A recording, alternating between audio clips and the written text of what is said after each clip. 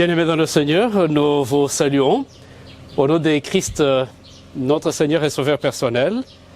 Et aujourd'hui, nous allons entamer notre partage sur les leçons spirituelles et morales que nous pouvons tirer de la prophétie de Daniel. Donc, nous allons progressivement, mais pour aujourd'hui, nous allons aborder les 4 premiers chapitres de Daniel. On ne va pas faire l'étude prophétique, mais juste tirer des leçons spirituelles contenues dans ce livre de Daniel. Alors, nous allons commencer par le premier chapitre de Daniel, et là nous allons tirer quelques leçons. On passera au second chapitre, au troisième, et nous allons clôturer par le 4e chapitre pour aujourd'hui. Et ce sont des leçons très très importantes pour nous. Et en commençant par le premier chapitre, nous allons retenir la première leçon, c'est que tous nous avons affaire face à un tyran. Et qui est ce tyran? C'est Satan. Donc tout ce que les jeunes Hébreux ont connu, comme auteur, nous avons Satan. Et il continue à agir jusqu'aujourd'hui. C'est pourquoi, en tant qu'enfant de Dieu, ayez toujours à l'esprit que nous avons affaire face à un tyran qui est Satan. Que vous le vouliez ou pas, vous allez toujours le rencontrer sur votre chemin en train de vous combattre. Ça, c'est la première leçon. Que personne ne puisse oublier que nous avons affaire à un tyran qui est Satan. On peut prendre toutes ces bonnes dispositions pour vivre heureux, mais attendez-vous toujours à ses attaques. Et c'est ce qu'il a fait avec les 4 jeunes Hébreux. Et la deuxième leçon que nous pouvons retenir dans ce premier chapitre de Daniel, c'est qu'il faut vaincre, pour vaincre, n'est-ce pas, être résolu et persévérant. Daniel et ses amis l'étaient. Ils ne vivaient pas vaille que vaille. Pour ne prendre n'importe quelle décision, ils devaient réfléchir. Ils devaient peser les pour et les contre. Ils devaient comparer, toujours faire allusion à la parole de Dieu. Donc les Saintes Écritures, la révélation divine, était pour eux un moyen pour tester avant de se décider. Et lorsqu'on veut remporter la victoire, il est toujours prudent pour nous d'être résolu et persévérant. Et quand on est réfléchi, lorsqu'on est persévérant, on sera plus que vainqueur. Et c'est une grande leçon que nous avons retenue de la vie de Daniel et de ses 3 amis. Toujours résolus, toujours persévérants. Avant de prendre n'importe quelle décision, ils devaient réfléchir. Et ils persévéraient sur cette voie-là. Et c'est une bonne leçon pour nous aujourd'hui. Rappelez-vous lorsqu'ils sont arrivés à Babylone, on leur a présenté les mets du roi. Ils devaient manger et boire tout ce qui était à la table du roi. Ils n'ont pas accepté d'essuyer leur corps. Ils ont résolu de s'abstenir des liqueurs fortes ainsi que des viandes sacrifiées aux idoles. Et parce qu'ils étaient aussi persévérants dans leur style de vie, ils ont été plus que vainqueurs. De même que nous aussi aujourd'hui. Si nous voulons vaincre à tous égards, soyons résolus et persévérants. Il nous faut être constants en toutes choses. Et il y a aussi la 3e leçon que nous pouvons retenir du premier chapitre, c'est que il ne faut pas être surpris de ce qu'à notre époque, Satan prend des formes politiques. À cette époque-là, à l'époque de Daniel, Satan prenait des formes politiques. Et aujourd'hui, il continue aussi à le faire. vous allez voir que Nebuchadnezzar est allé combattre contre Babylone, contre Jérusalem plutôt, contre Israël. Et lorsqu'il a vaincu le peuple de Dieu, il a pillé même le temple, il a pris tous les ustensiles sacrés et a amené à Babylone. Et derrière Babylone, derrière Nebuchadnezzar, nous ne pouvons que voir le tyran qui est Satan. C'est celui qui était à la base. Il utilise aussi des moyens politiques pour combattre le peuple de Dieu. C'est comme ça qu'aujourd'hui, vous trouverez qu'il y a parfois dans certaines nations, certains décrets qui sont proclamés et juste pour contraindre le peuple de Dieu. Que cela ne nous surprenne pas. C'est parmi les moyens que Satan a toujours utilisés. Il s'est servi de formes politiques à l'époque de Daniel pour nuire au bonheur du peuple de Dieu. Et aujourd'hui, ne soyons pas surpris de voir que Satan prend des formes politiques pour combattre le peuple de Dieu. Et la quatrième leçon tirée du premier chapitre de Daniel, c'est que la bénédiction de Dieu découle de la foi et de l'obéissance. C'est ce que nous pouvons retenir de la vie de Daniel et de ses compagnons. Vous voulez être bénis de la part de l'Éternel? Soyez alors obéissants et ayez la foi. Faites totalement confiance en Dieu, il va vous bénir. Vous allez recevoir des riches bénédictions de sa part. Considérez la vie de ces 4 jeunes Hébreux. Combien ils ont été bénis de la part de l'Éternel. Leur secret, c'était quoi? La foi et l'obéissance. Et parce que Dieu ne change pas, il est le même hier, aujourd'hui et éternellement. Si nous aussi, aujourd'hui, nous sommes des hommes et des femmes de foi, nous faisons totalement confiance à notre Dieu. Si nous lui obéissons, nous allons recevoir des riches bénédictions de sa part. Ça, c'est la 4e leçon que nous pouvons retenir du premier chapitre de Daniel. La 5e leçon, c'est que la fidélité dans les petites choses. Vous voyez, Daniel et ses amis étaient fidèles dans les petites tâches. Et à cause de leur fidélité dans les petites choses, Dieu leur a confié des grandes responsabilités. Parce qu'ils étaient constants dans leur foi, toujours obéissants malgré les épreuves. Mais, en conséquence, ils ont été tous promus, élevés. Donc, être fidèle dans les détails, c'est très avantageux pour les enfants de Dieu. Comment voulez-vous qu'on puisse vous confier des grandes responsabilités si avec les petites responsabilités, vous n'êtes pas fidèle? C'est difficile. Si Daniel et les compagnons n'étaient pas fidèles dans les petites choses, le Seigneur ne les élèverait pas en dignité. Donc le fait qu'ils ont été élevés en dignité nous apprend qu'ils ont été fidèles dans les petites choses. De même que nous aussi aujourd'hui, si nous voulons que le Seigneur nous confie des lourdes responsabilités, commençons par être fidèles dans les petites tâches qu'il nous donne.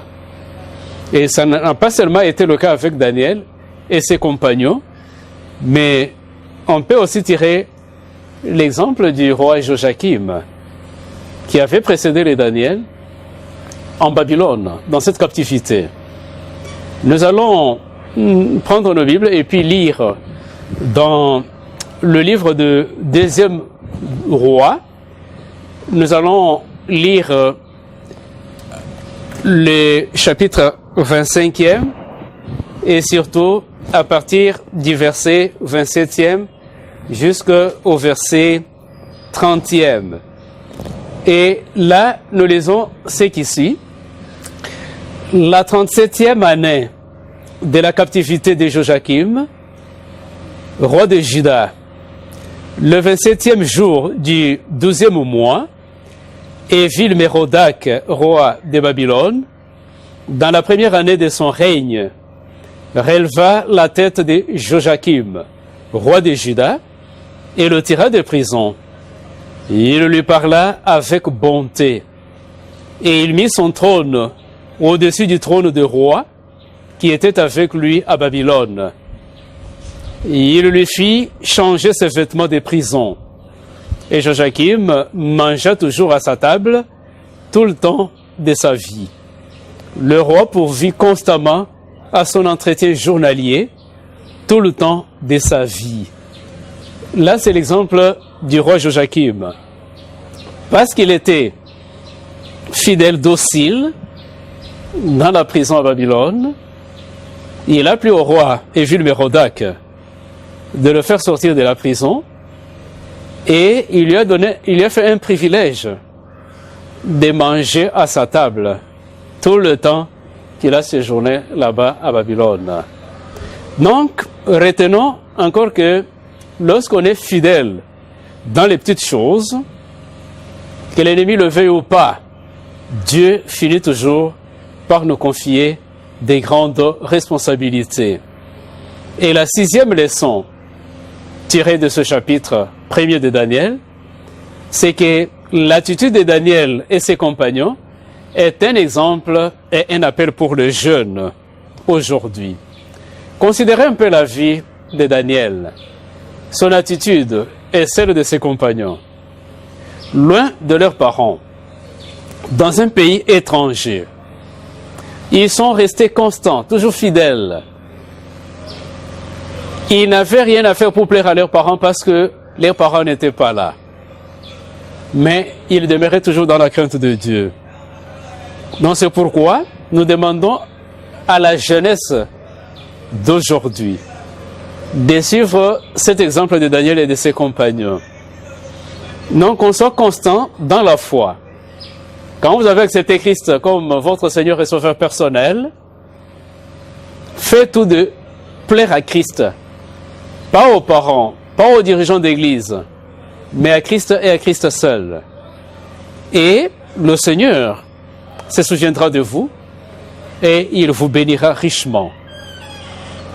Donc l'attitude de Daniel et de ses compagnons doit être un exemple pour la jeunesse d'aujourd'hui. Et la 7e leçon, c'est tout simplement que la première éducation est d'une grande importance pour l'avenir de l'enfant. Et ceci concerne plus les parents et les éducateurs, tous les dirigeants de la jeunesse. Donc, lorsqu'on accorde l'importance à la première éducation de l'enfant, c'est déjà une bonne base pour l'avenir. Et si on minimise la première éducation pour l'enfant, son avenir également est compromis. Pourquoi? Parce que à l'âge adulte, ça sera difficile de poser cette base-là. Mais dès que ces enfants-là sont encore tout petits et que l'on commence à leur donner l'éducation qu'il faut, ils n'oublieront jamais. Et c'est ce que nous trouvons dans le livre des Proverbes, le chapitre 22e, le verset 6e, où il est écrit « Instruis l'enfant selon la voie qu'il doit suivre, et quand il sera vieux, il ne s'en détournera pas. » Et c'est ça ce que nous voyons dans la vie de Daniel et ses compagnons. Arrivés à Babylone, ils n'ont pas oublié tous les rudiments qu'ils avaient appris dans leur enfance. C'est pourquoi quand on leur a demandé de consommer les liqueurs fortes, ainsi que des viandes sacrifiées aux idoles, ils se sont abstenus d'en prendre. Parce qu'ils se sont rappelés les leçons qu'ils avaient apprises dans leur enfance. Et là, ils sont loin des parents, mais ils ont eu le sens de responsabilité. Et ça, c'est le résultat de l'éducation qu'ils avaient reçue dans leur tendre enfance. Donc, chers parents, nous vous prions de ne pas négliger l'importance de la première éducation pour l'avenir des enfants. Si vous avez bien accompli votre tâche, alors que les enfants étaient encore gosses, même si vous n'êtes plus, vous êtes déjà mort, même si vous êtes éloigné de ces enfants, vous n'aurez rien à regretter, vous n'aurez peur de rien, parce que vous savez qu'ils ont réussi le fondement solide et ils seront inébranlables. Et le cas de Daniel et ses compagnons est éloquent à ce sujet. Et la 8e leçon, c'est que nous devons retenir la présentation des principes de la liberté religieuse. À travers la vie de Daniel et ses compagnons, dans ce premier chapitre de Daniel, nous voyons comment est-ce que Daniel et ses amis ont défendu la liberté religieuse. Et nous inspirons de cet exemple de Daniel et de ses compagnons. Aujourd'hui, nous pouvons avoir des principes qui puissent aussi nous aider à défendre notre liberté religieuse. Et comment défendre cette liberté religieuse? Nous allons voir comment est-ce que Daniel et ses compagnons l'avaient fait, et ça va aussi nous inspirer. Et ici, nous allons découvrir 8 principes pour la défense de la liberté religieuse. Et le premier principe, c'est qu'il faut avoir un but précis. Sans but précis, vous ne pouvez pas défendre votre liberté religieuse. Donc, tout croyant, tout enfant de Dieu qui veut bien défendre sa liberté religieuse doit avoir un but précis. Daniel et les amis en avaient. C'est pourquoi ils ont été plus que vainqueurs. Donc, ayez d'abord un but précis. Et le deuxième principe de la défense de la liberté religieuse, c'est qu'il faut toujours être prêt à supporter les conséquences de ces décisions. Vous avez un but précis, soyez aussi prêts, disciplinez-vous à supporter les conséquences de vos décisions. Vous voulez atteindre tel objectif, mais sachez aussi qu'il y a des conséquences. Il y a aussi le coût à payer. Et dès que les conséquences surgissent, il ne faut pas vous lamenter. Il ne faut pas renier votre foi. Il faut tenir ferme. Il faut accepter les conséquences. Et ça, c'est ce que nous lisons dans la vie de Daniel et ses compagnons. Ils avaient un but précis et ils étaient prêts à supporter les conséquences de leurs décisions. Beaucoup de gens aujourd'hui se fixent, s'assignent des objectifs à atteindre. Mais sur le parcours, dès qu'ils rentrent certains obstacles, il faut marcher en arrière. Ils démissionnent, ils désespèrent. Et là, il n'y a pas moyen de vaincre. Mais, si nous voulons être plus que vainqueurs, si nous voulons être victorieux, il faut être prêt à supporter les conséquences de ces décisions. Le troisième principe de la défense de la liberté religieuse. Ici, ce que nous allons retenir, c'est que nous devons toujours agir avec le respect de l'autorité établie. Vous avez votre but précis à atteindre.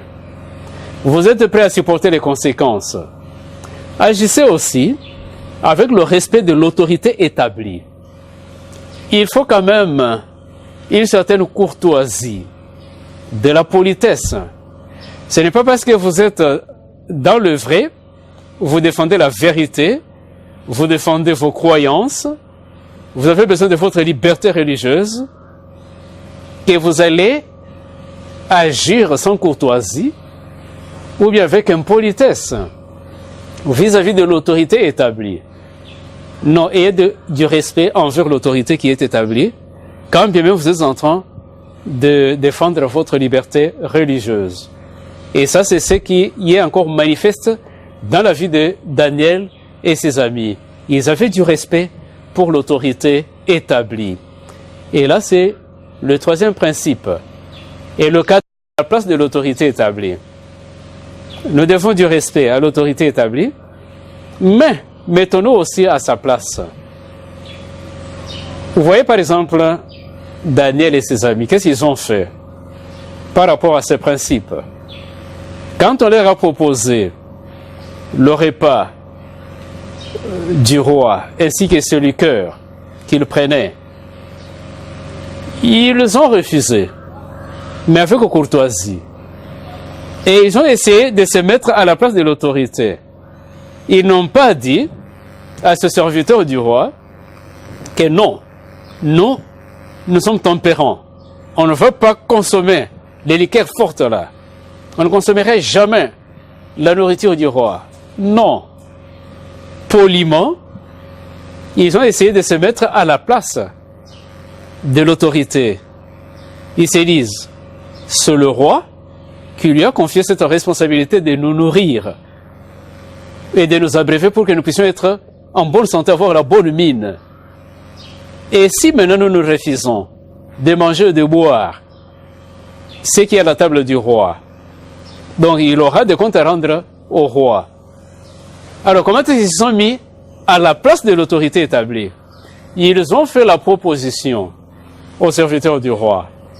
Ils lui ont dit, nous n'allons pas prendre des liqueurs fortes. À la place, donnez-nous de l'eau. Ils ont dit, nous n'allons pas prendre des viandes et consorts. À la place, donnez-nous des légumes et des fruits.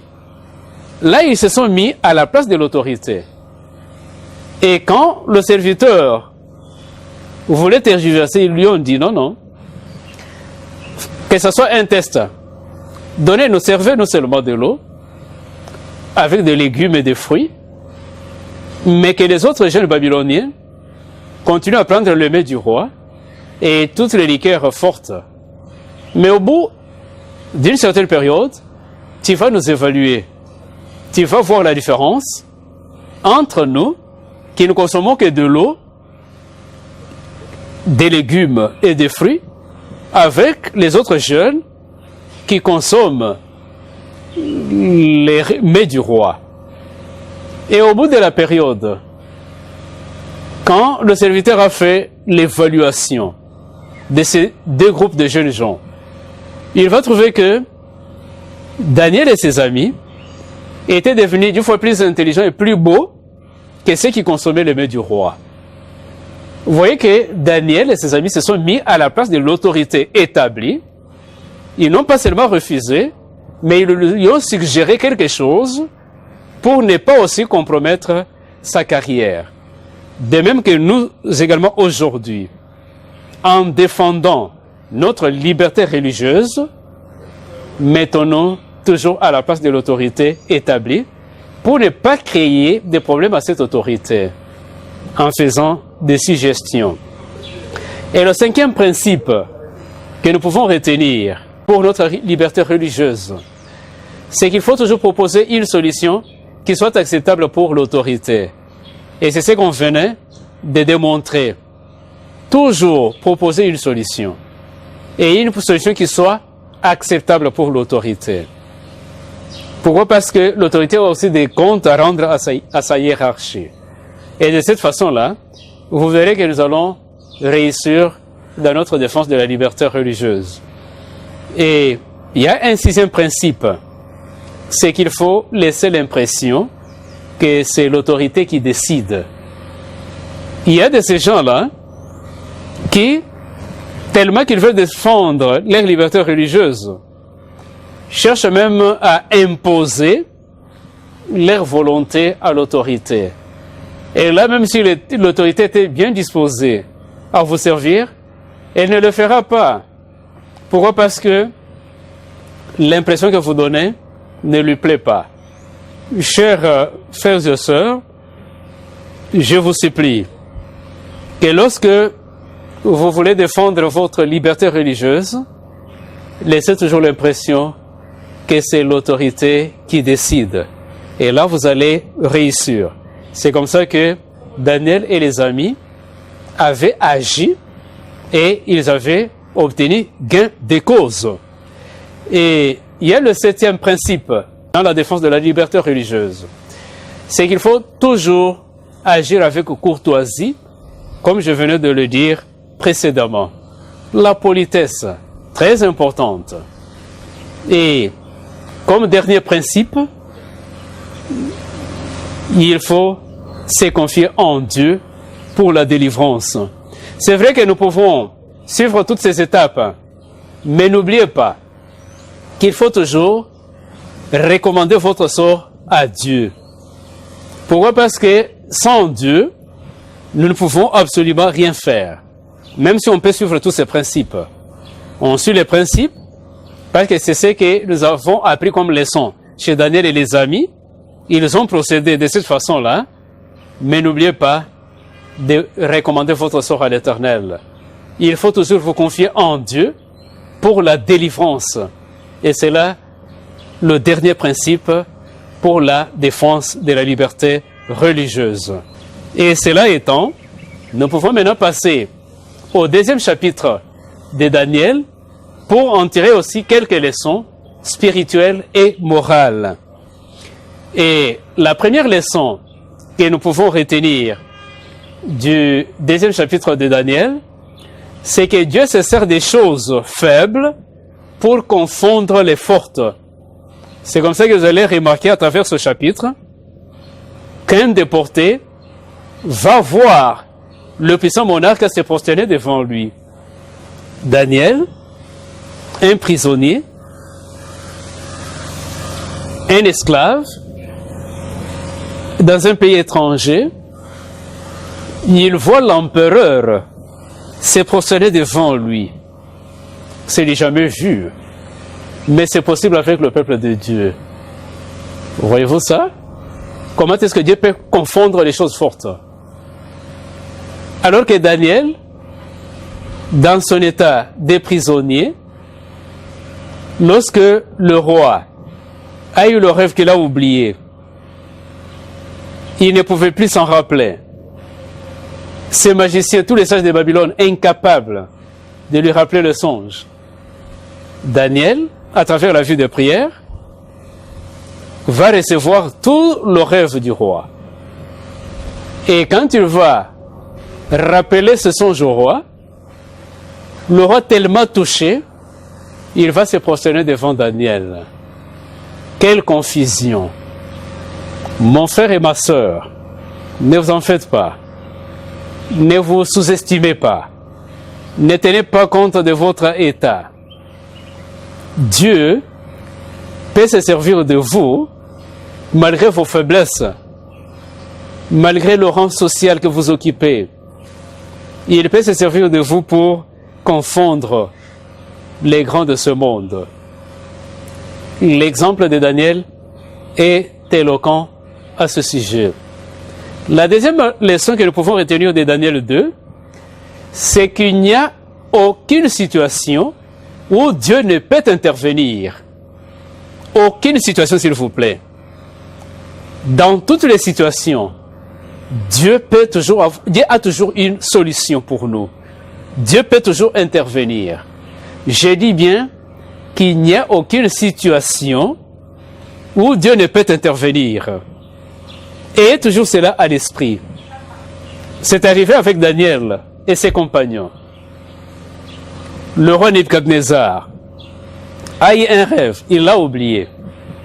Ce magicien lui dit qu'il n'y a personne sur cette terre des humains qui puisse trouver solution à cette préoccupation du roi. Donc, impossible.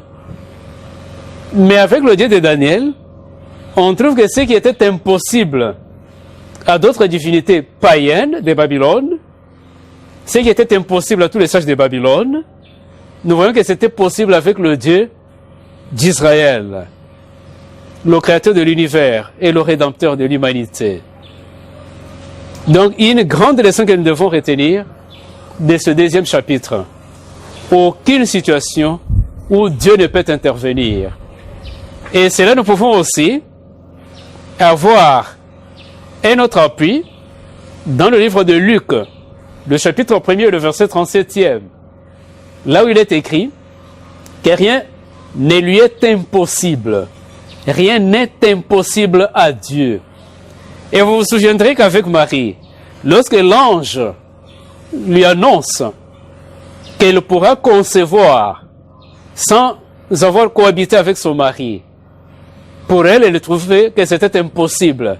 Et c'est pourquoi l'ange lui dira, rien n'est impossible à Dieu. Ça, c'est ce que nous trouvons en Luc, chapitre 1er, le verset 37e. Tout est possible avec le Créateur de l'univers.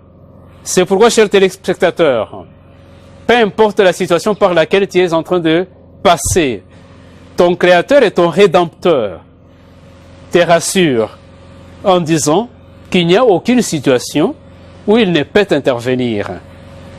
Êtes-vous malade, gravement malade? Votre maladie est-elle incurable, d'après le médecin? Ne vous en faites pas. Ne désespérez pas. Il y a un médecin par excellence pour qui tout est possible. Est-ce la fertilité? Est-ce que c'est la stérilité qui vous dérange dans votre foyer? Ne vous en faites pas. Tournez le regard vers votre Créateur et Rédempteur. Rien ne lui est impossible. Il va vous donner la solution. Est-ce le chômage? Ou bien ce sont les affaires qui ne tournent pas bien? Ne vous en faites pas. Rien n'est impossible à Dieu. Il peut intervenir dans toutes les situations. Tout est possible avec lui. Il y a une grande leçon que nous retenons du 2e chapitre de Daniel. Le roi lui-même qui avait rêvé a oublié, mais quand Daniel et ses amis se sont prosternés et ils ont adressé cette requête à Dieu, ce qui était impossible est devenu possible. De même aussi la situation que vous traversez dans votre vie ou dans votre foyer, ne vous en faites pas. La solution est possible avec notre Dieu. À travers la prière, faite par à Dieu, et par la foi, comme Daniel et ses amis, le Seigneur vous donnera la solution. Troisième leçon que nous pouvons retenir de Daniel 2, c'est que la prière en commun est une arme puissante. La prière en commun. Je peux prier seul. Tu peux prier seul. Dieu va t'exaucer. Mais il y a des situations où il faut associer les frères et sœurs pour qu'ils vous accompagnent dans la prière. Il faut associer les serviteurs de Dieu pour qu'ils vous accompagnent. Et la prière collective, d'après l'expérience de Daniel et ses compagnons, est puissante, très puissante même. Et quand nous lisons le verset 17e de Daniel, chapitre 2, il est écrit, « Ensuite, Daniel alla dans sa maison et il instruisit de cette affaire Anania, Michaël et Azaria, ses compagnons, les engageant à implorer la miséricorde du Dieu des cieux, afin qu'on ne fît pas périr Daniel et ses compagnons avec le reste des sages de Babylone. » Donc la décision était que, comme les sages ne sont pas parvenus à rappeler au monarque son songe et lui donner l'interprétation, il fallait alors qu'on puisse les éliminer, les exterminer, y compris Daniel et ses compagnons. Mais maintenant, qu'est-ce qui va aider, épargner ces jeunes gens, ainsi que tous les autres sages de Babylone? C'était la prière en commun. Daniel, étant saisi du décret du roi, de la décision du roi, de faire périr tous les sages de Babylone, va se retirer, demander à ses amis d'évaguer à la prière. Chacun s'est retiré dans sa chambre. Ils ont prié pour la même requête. Et la même nuit, le Seigneur s'est révélé à eux. Il a rappelé le songe du roi, que tous les sages de Babylone, tous les magiciens, n'étaient pas à mesure de rappeler. Et non seulement ils ont eu le rêve, mais même aussi son explication, son interprétation. Donc on peut vous dire, peuple de Dieu, que toute situation, il faut toujours la mener devant Dieu à travers la vie de prière. et surtout la prière en commun. Une arme très très puissante pour avoir la solution. Et vous allez voir que la prière là, en commun, non seulement elle est puissante, mais sa puissance est exponentielle, pas additionnelle. C'est-à-dire avec des exposants. C'est par exemple quand vous prenez 3 plus 3, ça va vous donner 6. Mais quand vous prenez 3 exposants, 3, ça ne va pas vous donner 6. Ça va vous donner 27. Alors, vous voyez la puissance de la prière en commun. Et nous pouvons comprendre cela en lisant par exemple Deutéronome, le chapitre 32e et le verset 30e. Là où il est écrit, comment un seul en poursuivrait-il 1000 et deux en mettrait-il 10 000 en fuite si les rochers ne les avaient vendus, si l'Éternel ne les avait livrés. Un seul peut poursuivre 1000. Et deux ne vont pas poursuivre des 1000, ce n'est pas de l'addition. Deux vont poursuivre 10 000. Vous voyez la puissance de l'unité? C'est pourquoi, enfants de Dieu, faisons toujours d'être unis, que ce soit en famille, que ce soit au travail, que ce soit dans notre pays, soyons toujours unis, privilégions l'unité. Parce que l'unité, c'est une puissance. Daniel et les amis étaient unis en prière et Dieu a fait des grandes choses. Donc, ne négligez pas la prière en commun. Se réunir avec les autres à l'église, c'est une bonne affaire. Se retrouver avec des frères et sœurs en train d'intercéder ensemble, c'est une puissance. Si jusque-là, vous étiez en train de négliger la prière en commun, désormais, essayez, partagez vos requêtes avec les autres, priez ensemble et vous verrez les résultats de cette prière en commun. Ça fait la différence. Et nous en arrivons à la 4e leçon tirée du 2e chapitre de Daniel. C'est que Dieu connaît l'avenir et le révèle à ses serviteurs. Vraiment, il connaît l'avenir, Dieu. Et si vous avez des soucis pour l'avenir, ne vous en faites pas. Consultez votre Dieu. Il va vous le révéler, comme il l'a fait avec Daniel. Vous allez voir que Dieu a révélé l'avenir à ses serviteurs. Par exemple, en ce qui concerne la succession des empires, le rêve que le roi Nebuchadnezzar avait oublié, comme vous pouvez le voir à travers votre petit écran.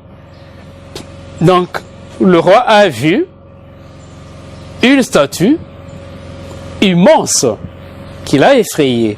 Et c'est ça ce qu'il avait oublié. Et cette statue révélait l'avenir. À travers la statue, Dieu était en train de dévoiler l'avenir. Il était en train de présenter la succession des différents empires. Alors que là, on n'était que au premier empire universel. Mais à cette époque-là, Dieu avait déjà présenté le 2e empire, le 3e et le 4e qui sera le dernier. Et avec les moindres détails. Alors, au lieu d'aller consulter les féticheurs, les magiciens, les astrologues, pour qu'ils puissent vous prédire l'avenir, non, vous n'avez qu'à vous tourner vers le Créateur et le Rédempteur. Il va vous prédire l'avenir, et de la bonne manière. Et ça va se réaliser 5 sur 5.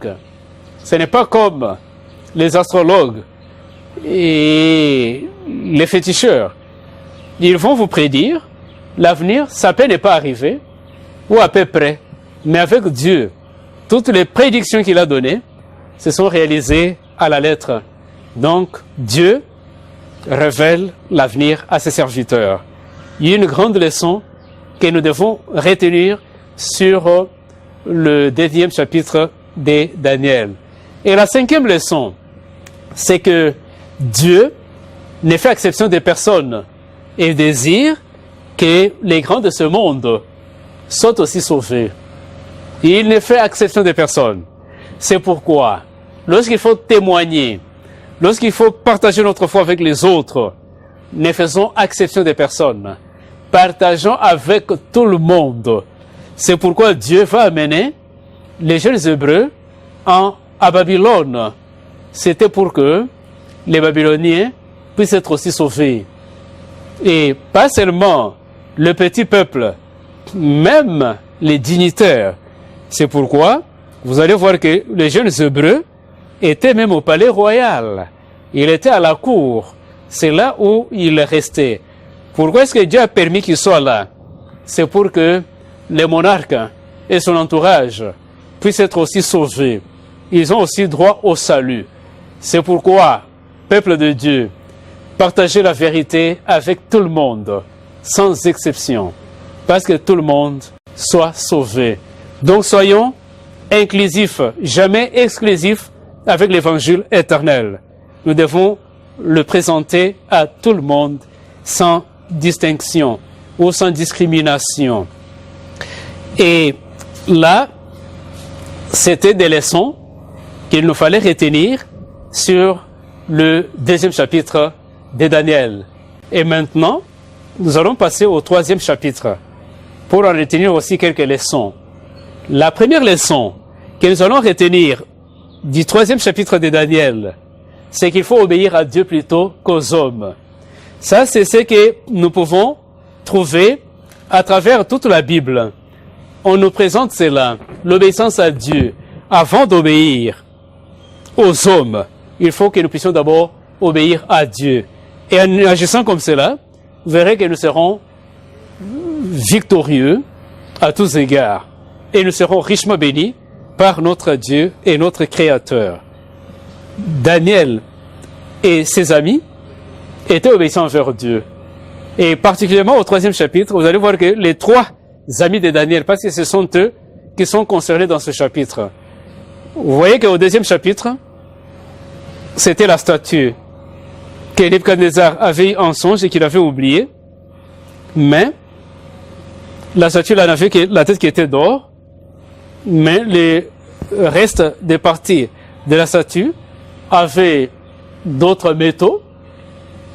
Mais maintenant, avec l'interprétation de Daniel, disant au roi que la tête d'or c'est toi et ton royaume de Babylone, qu'est-ce qu'il va faire par après? Il s'est dit, bon, alors, si mon royaume va tomber, va connaître un déclin, c'est parce que c'est seulement la tête qui est en or. Alors, si tout le corps, toute la statue était en or, c'est que mon empire ne connaîtrait pas de déclin. Et c'est comme ça qu'il va maintenant chercher à ériger une statue toute faite en or. Comme ça, il peut pérenniser son pouvoir, son royaume. Et il va obliger tous les habitants de la terre à pouvoir se prosterner devant cette statue. Mais vous allez voir que les jeunes Hébreux, les amis de Daniel, eux ne vont pas obtempérer à ces ordres du roi. Ils préfèrent honorer Dieu qu'honorer les hommes. C'est pourquoi, de ce chapitre, nous tirons la première leçon qui dit qu'il faut obéir à Dieu plutôt qu'aux hommes. Ça, c'est la première leçon. Et nous pouvons aussi retenir la deuxième leçon qui nous invite à croire aux promesses de Dieu. Voyez-vous ça? Lorsque vous obéissez à Dieu d'abord plutôt qu'aux hommes, il faut aussi croire à ses promesses. Parce que en voulant honorer votre Dieu, il y a aussi des conséquences. Ça peut même vous coûter la vie. Il ne faut pas être effrayé. Et c'est pourquoi beaucoup ont renié leur foi et ont déshonoré leur Dieu. Mais lorsque vous prenez la décision d'obéir à Dieu plutôt qu'aux hommes, la leçon suivante qu'il ne faut pas négliger, c'est qu'il faut croire aux promesses de ce Dieu-là. Il y en a plusieurs dans la Bible. Quand vous prenez la Bible, vous allez trouver que vous avez plus de 5000 promesses dans cette Bible. Et vous avez au moins une promesse correspondante à chacune de situations que vous traversez ou de vos préoccupations. C'est pourquoi il faut sonder les Écritures et il faut retenir quelques promesses divines. Ainsi, lorsque vous serez tentés à obéir aux hommes, ces promesses viendront à l'esprit et vous allez vous décider à obéir seulement à votre Dieu. Et il faut non seulement se souvenir des promesses, mais les réclamer à votre Dieu. Et je suis en train de m'imaginer que les amis de Daniel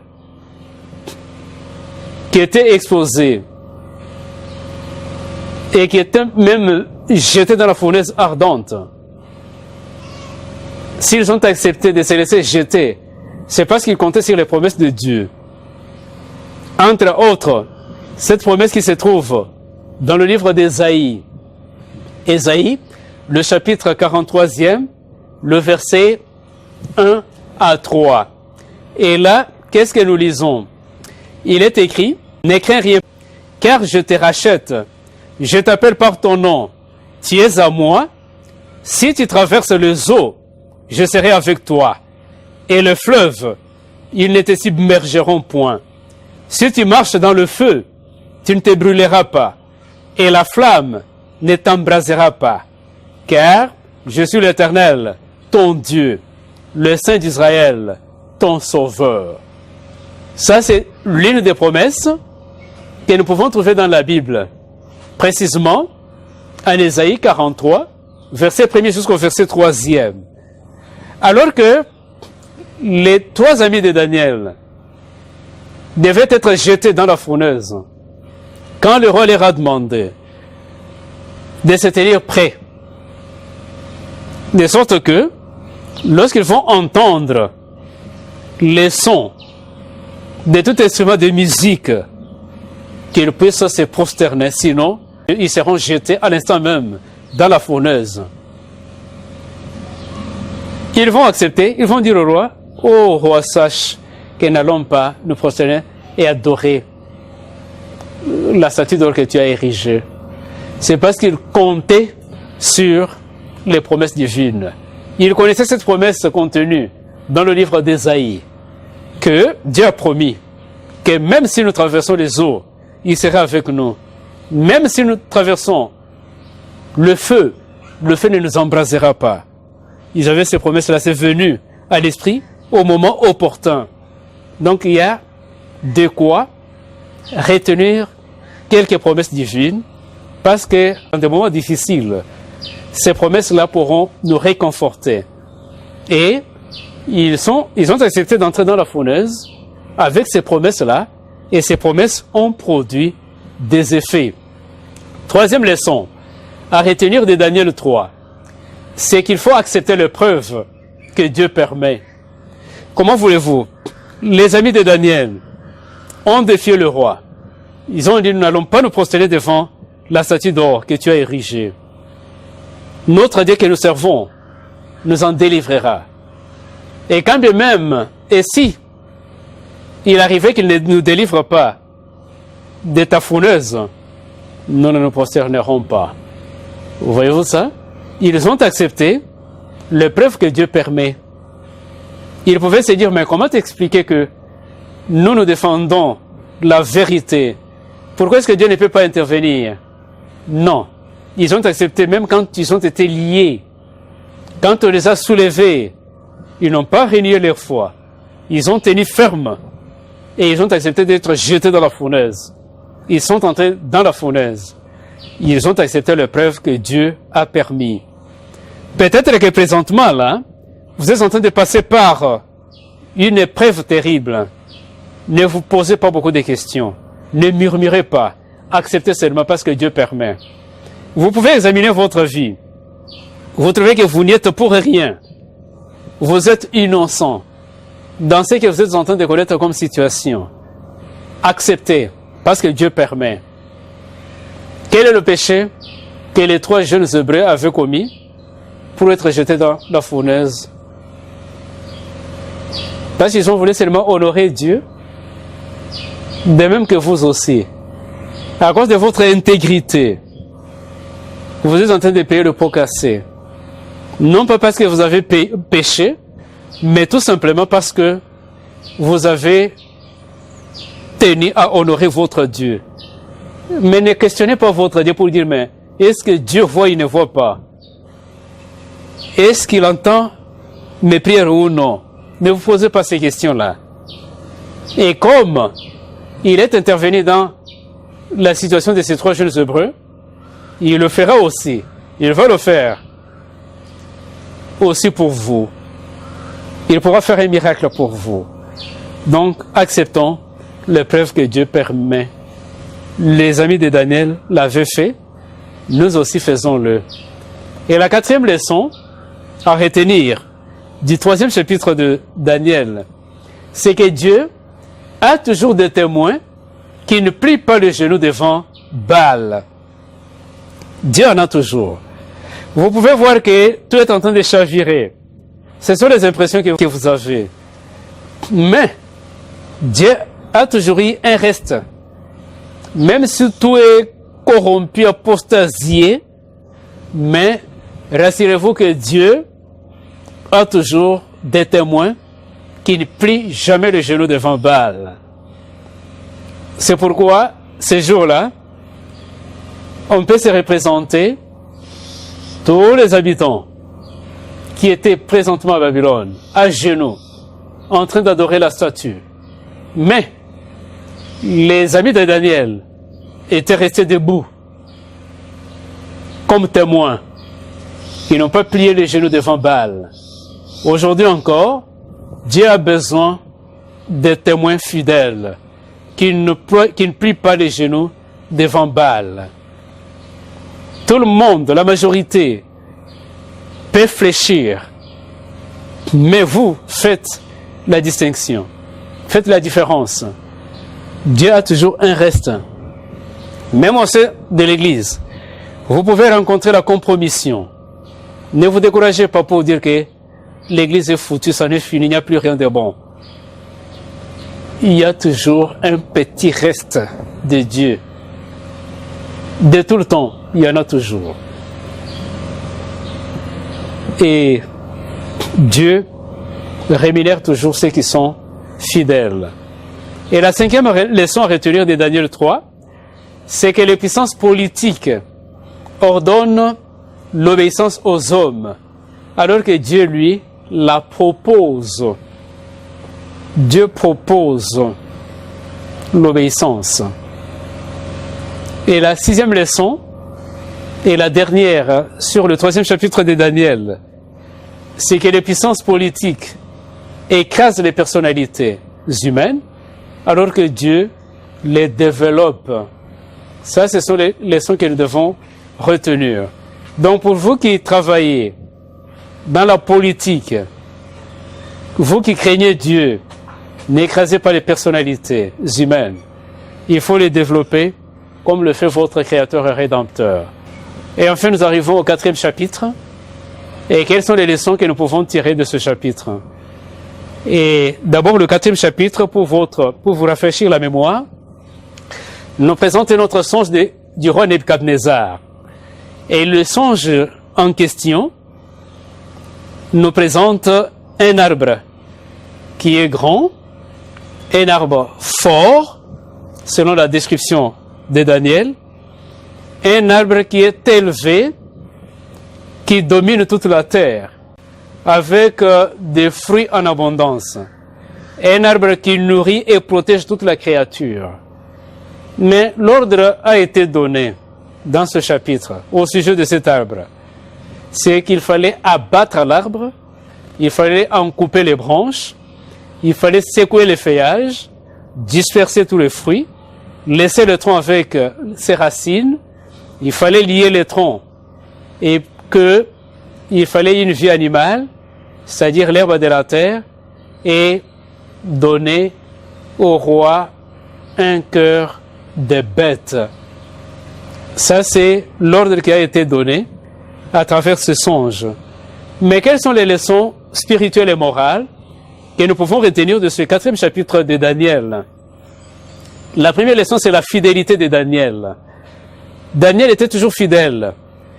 Vous allez vous rendre compte, depuis le premier chapitre jusqu'à ce moment, qu'il a conservé un poste important en tant qu'homme politique. Quoique déporté étranger, il était stable, on ne l'a pas ballotté. Qu'est-ce qui était là-bas? C'est sa fidélité. Donc pendant de nombreuses années, Daniel a conservé son poste. Et c'est là de l'an 605 avant Jésus-Christ jusqu'en l'an 562. Donc, il y a une quarantaine d'années, Daniel gardait toujours son poste. Et quel était son secret? La fidélité. Mais la fidélité envers qui? Premièrement au roi. Parce qu'il était fidèle au roi, voilà pourquoi pendant cette quarantaine d'années, le roi ne s'en est pas débarrassé. Mais rappelez-vous que c'était un roi païen. Mais Daniel, serviteur de Dieu, était à son service. Et Daniel lui était fidèle, la fidélité. C'est pourquoi, chers téléspectateurs, partout où vous êtes, il faut être fidèle à vos rois, à vos responsables, à vos autorités. Et en leur étant fidèles, ils vont vous garder longtemps au poste parce qu'ils vont vous faire confiance. Et être fidèle au roi, ça ne veut pas dire qu'il faut compromettre votre foi. Non. Même s'il ne partage pas la même foi avec vous. Mais il faut lui être fidèle. Ça, c'est ce que nous voyons. Nous tirons comme leçon dans la vie de Daniel. Non seulement il était fidèle au roi, il l'était aussi à Dieu. Daniel était fidèle à Dieu. Fidèle au roi, fidèle à Dieu. Et je vous demande aussi d'être fidèle à vos autorités, à vos supérieurs, et être également fidèle à votre Dieu. Et la deuxième leçon, c'est que Daniel avait de l'amour pour les âmes. Il y a une leçon importante que nous pouvons retenir du 4e chapitre de Daniel. L'amour pour les âmes. Et nous pouvons trouver cela à travers le 27e verset du chapitre 4e de Daniel, où il est écrit: c'est pourquoi, ô roi, puisse mon conseil te plaire, mets un terme à tes péchés en pratiquant la justice et à tes iniquités en usant des compassions envers le malheureux, et ton bonheur pourra se prolonger. Voyez-vous ça? Et c'est la énième fois, la 40e fois, que Daniel est en train de se présenter devant ce monarque, en train de l'exhorter. Une énième fois. Et c'est une bonne leçon pour nous. Ayons de l'amour pour des âmes, comme ce fut le cas de Daniel. Peu importe leur état d'âme, peu importe leur méchanceté, ayons de l'amour pour ces âmes-là. Elles sont aussi précieuses à Dieu. Et la troisième leçon, c'est que Dieu est amour. À travers ce 4e chapitre, vous vous rendez compte effectivement que Dieu est amour. Comment est-ce que Dieu est amour? Premièrement, il se révèle à 3 reprises au roi. Alors que les 2 premières fois, il s'était écarté de la bonne voie. La première fois, vous vous souviendrez, il a eu un rêve, il a oublié. Dieu lui a rappelé cela à travers Daniel pour lui révéler l'avenir. Et il a semblé se convertir, mais pour combien de temps? Et après, il va se détourner de la bonne voie. Pour la deuxième fois, nous sommes au 3e chapitre. Dieu va délivrer les jeunes gens de la fournaise ardente. Quel puissant témoignage! Mais malgré cela, il s'en est détourné. Et maintenant, c'est la 3e fois, avec le songe de l'arbre qui sera coupé et dont on va garder les racines et les troncs. Tout ça, ça montre l'amour de Dieu. Parce qu'il va se révéler 3 fois de suite chez le roi, c'est chez le roi païen. Il ne se fatigue pas de lui. De même que nous également aujourd'hui, ne nous lassons pas lorsqu'il faut amener la vérité, la lumière aux pécheurs, aux méchants. Nous devons toujours avoir de la patience, manifester cet amour parce que Dieu lui-même est amour. Et vous allez voir que Dieu va se révéler, non seulement il s'est révélé 3 fois à ce roi, mais il va se révéler de différentes manières, de différentes façons. Et vous allez vous rendre compte, premièrement, il va se révéler par un songe. C'est-à-dire, Dieu lui révèle le secret.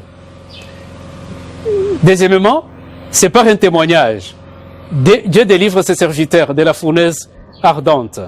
Au verset 28e, nous lisons ce qui suit, du chapitre 3e de Daniel.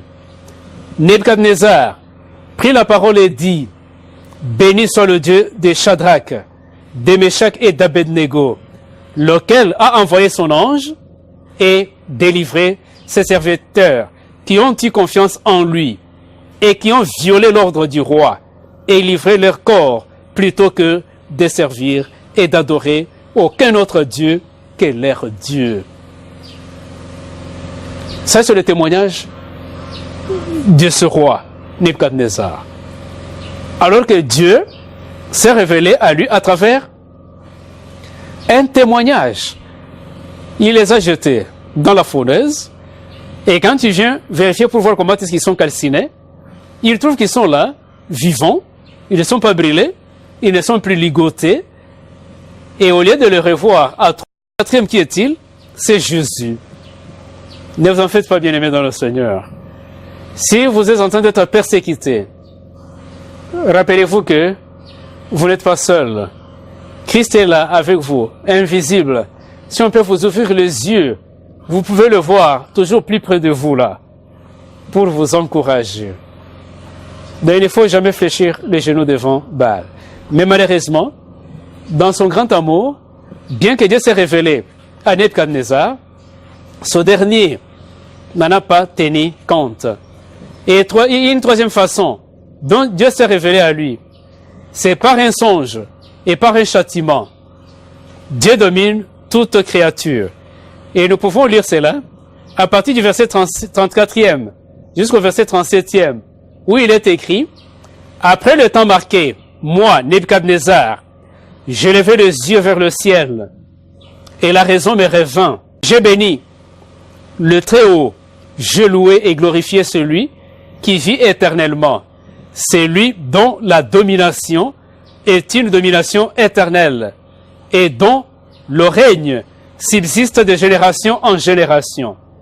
Tous les habitants de la terre ne sont à ses yeux que néant. Il agit comme il lui plaît avec l'armée des cieux et avec les habitants de la terre. Et il n'y a personne qui résiste à sa main et qui lui dise « Que fais-tu » en ce temps? La raison me revint, la gloire de mon royaume, ma magnificence et ma splendeur me furent rendues. Mes conseillers et mes grands me demandèrent. Je fus rétabli dans mon royaume et ma puissance ne fit que s'accroître. Maintenant, moi, Nebuchadnezzar, je loue, j'exalte et je glorifie le Dieu des cieux, dont toutes les œuvres sont vraies et justes. Et qui peut abaisser ceux qui marchent avec orgueil? Ça, c'est le témoignage de Nebuchadnezzar, reconnaissant que Dieu est amour. Donc, peuple de Dieu, Dieu étant amour, cela se laisse manifester à travers ce chapitre par le fait que il s'est révélé à 3 reprises à Nebuchadnezzar, il s'est révélé de différentes façons, et enfin, il l'encourage. Donc, au moment de punir, il annonce la récompense qui suivra la repentance. Et c'est ce qu'il a fait avec Nebuchadnezzar. Et la 4e leçon que nous pouvons retenir, c'est que Dieu est patient. Dieu est patient. Donc après le 3e appel, il donne encore au roi 1 an pour se repentir. Il aurait pu, comme Ninive, échapper au châtiment. Malheureusement, il ne l'a pas fait et il devait subir. Et comme nous pouvons le lire, au verset 27e de Daniel 4, c'est pourquoi, ô roi, puisse mon conseil te plaire, mets un terme à tes péchés en pratiquant la justice et à tes iniquités, en usant de compassion envers le malheureux, et ton bonheur pourra se prolonger. Et la 5e leçon qu'on peut retenir de Daniel 4, c'est que Dieu est juste. Dieu est juste. Là, nous retenons que le châtiment fond soudainement sur celui qui n'a tenu aucun compte des avertissements. Par exemple, dans le livre d'Amos, le chapitre 3 et le verset 7e, il est écrit « Car le Seigneur, l'Éternel, ne fait rien sans avoir révélé son secret à ses serviteurs les prophètes. Dieu avertit toujours. Il l'a fait avec Nebuchadnezzar. À 3 reprises, il pouvait en tirer des leçons. Et il pouvait éviter de périr. Vous allez voir, par exemple, avec Ninive, quand Dieu a prophétisé, a proféré des menaces sur Ninive, et que quand Jonas est allé proclamer les oracles de l'Éternel, lorsque ils se sont repentis, ils n'ont pas subi. Dieu les a épargnés contre la destruction. De même si Nebuchadnezzar pouvait aussi profiter de la patience et de la justice de Dieu, il serait aussi épargné contre les purs. Donc, peuple de Dieu, le Seigneur est en train de vous avertir. Tenez compte de ces remarques et vous allez voir que vous allez survivre. Et la 6e leçon que nous pouvons retenir sur le 4e chapitre de Daniel et l'avant-dernière leçon, c'est que le peuple de Dieu aura toujours à lutter contre 3 choses. Lesquelles? Premièrement, le luxe et l'idolâtrie de Babylone. Ça, c'est ce que nous retenons du premier empire universel. Le luxe et l'idolâtrie. Ça, c'est ce qui a marqué, ce qui a caractérisé Babylone, l'empire babylonien. Et tout le temps, les enfants de Dieu auront toujours à faire face à lutter contre le luxe et l'idolâtrie de Babylone. Deuxièmement, le peuple de Dieu aura toujours à lutter contre les séductions de la philosophie grecque. Oui, l'empire grec, avec l'hellénisation, donc a amené les gens à une grande séduction. Mais ça continue jusqu'à aujourd'hui. Pourquoi? Parce que la philosophie est enseignée en 6e année des humanités. Donc, les enfants sont en train de passer par là. Ils sont en train d'avaler la philosophie grecque. Et ça, c'est une grande séduction de la part de l'ennemi. Et la 3e lutte, c'est l'autorité de l'État romain. Le peuple de Dieu aura toujours à faire face à cela. C'est pourquoi nous devons faire très attention. Ça, c'est la 6e leçon que nous pouvons retenir de ce 4e chapitre de Daniel. Enfin, la dernière leçon, la 7e, que nous pouvons retenir du chapitre 4 de Daniel, c'est que la sagesse consiste non à regarder aux trésors qui nous sont confiés, mais à celui qui nous les a confiés et qui peut nous les reprendre si nous les gérons mal. Et c'est ce que nous remarquons avec Nebuchadnezzar. Il s'est frappé la poitrine. Il pouvait se dire, n'est-ce pas Babylone que j'ai bâti avec ma puissance pour ma gloire? Et ça, c'est ce qu'il se disait. Non, ce n'est pas pour la gloire de Dieu, mais pour sa propre gloire, pour sa gloire à lui. Donc il a bâti Babylone, le fondement de Babylone, pour sa propre gloire. Il s'en glorifie. Il parle même de Sangila. Il dit, mais n'est-ce pas et Sangila que j'ai bâti par ma force et pour ma gloire? Et la 7e leçon ici nous apprend, nous dit que la sagesse ne consiste pas à regarder au trésor qui nous sont confiés par le Créateur et le Rédempteur, mais plutôt que nous puissions considérer, nous confier à celui qui nous a confié ces biens-là et à bien les gérer. Donc nous devons être les bons économes de Dieu. Voilà, peuple de Dieu, les quelques leçons spirituelles et morales que nous pouvons retenir de 4 premiers chapitres de Daniel. Et prochainement, nous pourrons voir les leçons que nous pouvons aussi retenir des chapitres suivants de Daniel. Et c'est là pour notre affermissement, pour notre croissance spirituelle. Donc, les prophéties bibliques ne nous révèlent pas seulement l'avenir et ne nous donnent pas seulement des avertissements, mais il y a aussi des leçons spirituelles que nous pouvons tirer de ces prophéties. Il y a aussi des leçons morales que nous pouvons tirer de ces prophéties, comme nous venons de le faire avec les 4 premiers chapitres de Daniel. Et si vous avez quelques préoccupations, quelques questions, n'hésitez pas de les poser même à travers les SMS ou en appelant au numéro que vous avez sur votre petit écran. Et si vous avez aussi des requêtes de prière, n'hésitez pas. Vous pouvez appeler dans ce numéro que vous voyez là et envoyer vos requêtes. Nous serons en train de prier pour vous. Nous sommes là pour ce travail-là. Nous avons toute une équipe d'intercession qui est en train de prier pour vous, pour vos intentions de prière. Donc, toutefois, n'oubliez pas, comme l'une des leçons apprises à travers ce livre de Daniel, que la prière en commun est une arme puissante. Alors, avec toutes vos préoccupations, avec tous les fardeaux, tous les problèmes qui vous accablent, partagez avec nous vos requêtes de prière. Nous allons aussi vous accompagner et le Seigneur vous donnera des solutions. Qu'il vous bénisse tous. Au nom de Jésus. Amen.